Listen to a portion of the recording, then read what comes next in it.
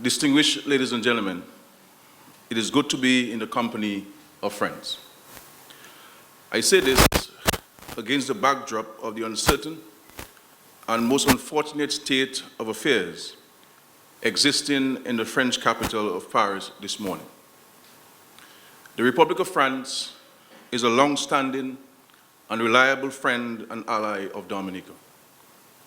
We therefore felt the pain and outrage of the government and people of that beautiful country as a result of the unprovoked and barbaric killing of scores of innocent people last Friday evening. On the morning of August 27, 2015, as Dominicans started to become aware of the magnitude of the damage and destruction wrought by Tropical Storm Erica, the government of France was one of the first partners to respond in that our hour of urgent need. Today, I express my sadness and sympathy to the government and people of France and assure them that they remain in the prayers and good wishes of all Dominicans living at home and abroad, and especially in the neighboring French departments of Guadeloupe and Martinique. Ladies and gentlemen, I wish to add my personal words of welcome and that of my cabinet of ministers to those of you visiting our island for this conference of development partners. I apologize for inconveniences encountered in traveling to and arriving in Dominica, as well as in journeying to the capital city of Roseau.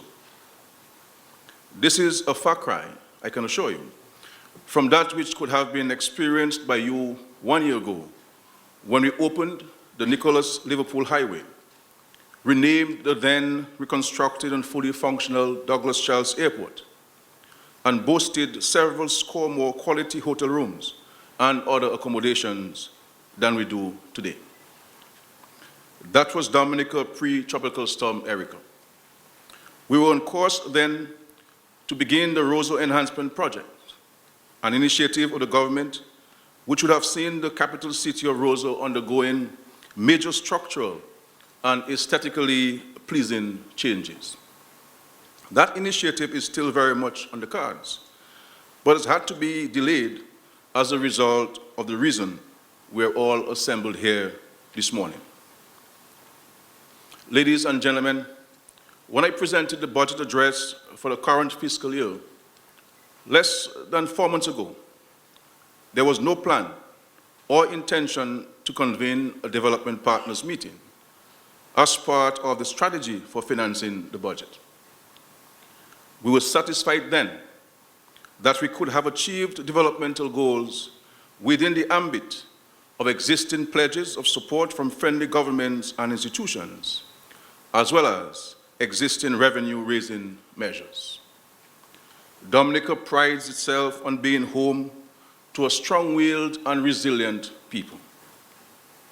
Together with the support of family and friends in the diaspora, we were, and still are, determined to lead from the front with the construction and rebuilding effort that is necessary to propel the development of a modern Dominica, equipped to withstand the challenges of climate change, and that can meet the Sustainable Development Goals recently committed to at the United Nations in New York. In 10 short weeks since the passage of Erica, we have picked up the pieces and returned a certain level of normalcy, as best we could, to most spheres of social and economic activity. But the reality is that raising $1.2 billion East Caribbean dollars needed in the short and medium term just to deal with the immediate damage caused by Erica is a daunting task for a small country with a population of just over 70,000 and limited resources. The challenges are enormous.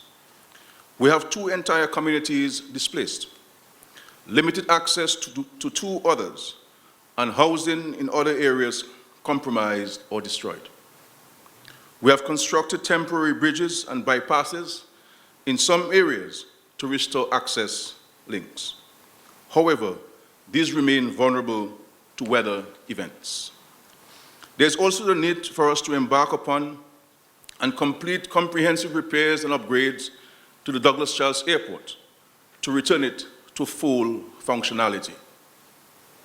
The restoration of water supply to all communities and returning integrity to pipe-borne water system, which has been a hallmark of Dominica's existence over the years, is also a major priority. As you drive around the country, you too will observe other areas of damage where there has been earth movement and infrastructural instability in need of urgent attention. Agriculture has always been a mainstay of our economy. We strive for self-sufficiency in food and livestock production. Our farmers are eager to get back to planting and producing, but many of the farms have been decimated or rendered inaccessible due to collapsed bridges, damaged road surfaces, or flooding and landslides. Our bay oil industry was significantly impacted, particularly in the evacuated community of Petit Savan. We need to bring relief to our farmers in the shortest possible time. They need to be empowered and an enabling environment created to ply their trade. The same applies to our manufacturing sectors, particularly our cottage industries, which have also been affected. So this conference is timely. We must now move from the initial relief and recovery phase to address the task of rebuilding, and for that we need our partners and all of you present here to work with us in that effort. In the 2015-2016 budget, we rolled out a portfolio of strategic investment projects for agriculture, tourism, road infrastructure, and geothermal energy that were intended to create a sound platform toward realization of growth target of 5 to 7%. In order to make the tourism and hotel sector more competitive and attractive to new investments, we rolled out a regime of support, crafted in large measure through the collaboration of stakeholders. These policies are still relevant, but availability of funding is not. The government has consistently taken various measures that are aimed at encouraging citizens to improve their well-being and to be in a position to make a greater contribution to national development. In that regard, measures requiring citizens to support the maintenance of road infrastructure, discourage excessive use of goods and substances deemed risk factors for various illnesses, and for the support of agriculture were introduced and accepted by the general public. One of the progressive reforms we made, which speaks to our growing commitment to be creative and innovative in facilitating our own development, is in the reformulation of our Citizenship by Investment program. This program seeks to attract investors, increase foreign direct investment, and raise revenue. In fact, government will be looking to this program to raise some of the funds that are required to finance the recovery process. Dominica had been progressing steadily with its development. The task was, however, made more complex as a consequence of the passage of Tropical Storm Erica and its disrupting effect on all spheres of social and economic activity. Simply put, our lives and livelihoods have been reordered. We are now back to the drawing board, and we need the assistance of friendly governments, institutions, and individuals as we put together a development and reconstruction plan, hence the convening of this Development Partners Conference. We are seeking your support in our endeavor to rebuild Dominica. The investments required are not limited to the replacement of physical infrastructure. Technical assistance will be necessary to support the works to be undertaken. We also need to focus on the human element of this disaster, and follow-up work on the impact on livelihoods is essential. As we speak, there are hundreds of people housed in government-paid accommodation, as their homes have been either destroyed or is unsafe for them to return. We must deal urgently, therefore, with the matter of resettlement. Fortunately for us, you are here, our friends. You have been key partners in the progress Dominica has made since independence in 1978. Time and again, you have come to our assistance in moments of disaster and need. You know our record in managing the resources you have made available to us. In fact, we initiated a process to strengthen the macroeconomic framework so that it can adequately support the level of investment we will have to make to rebuild Dominica. I want to thank all of you who immediately responded to our request for assistance in a variety of ways after the passage of the storm. It was reassuring and comforting to know that we were not alone and that you were there to support us at that critical time.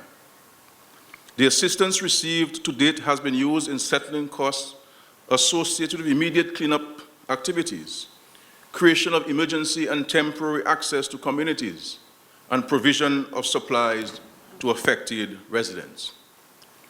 It also went towards defraying the considerable costs associated with the initial search and rescue operation. Distinguished ladies and gentlemen, it is my hope and prayer that as we go through the day's agenda, we will find many points of convergence of interests, leading to firm undertakings towards the rebuilding of Dominica.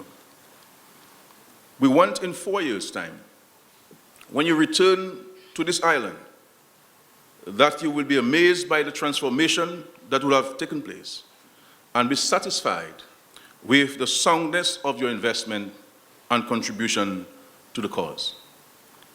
Cheers towards a successful meeting, and may Dominica be the better for having assembled here today. May Almighty God bless and guide our deliberations. May Almighty God bless our beautiful country, Dominica. I thank you.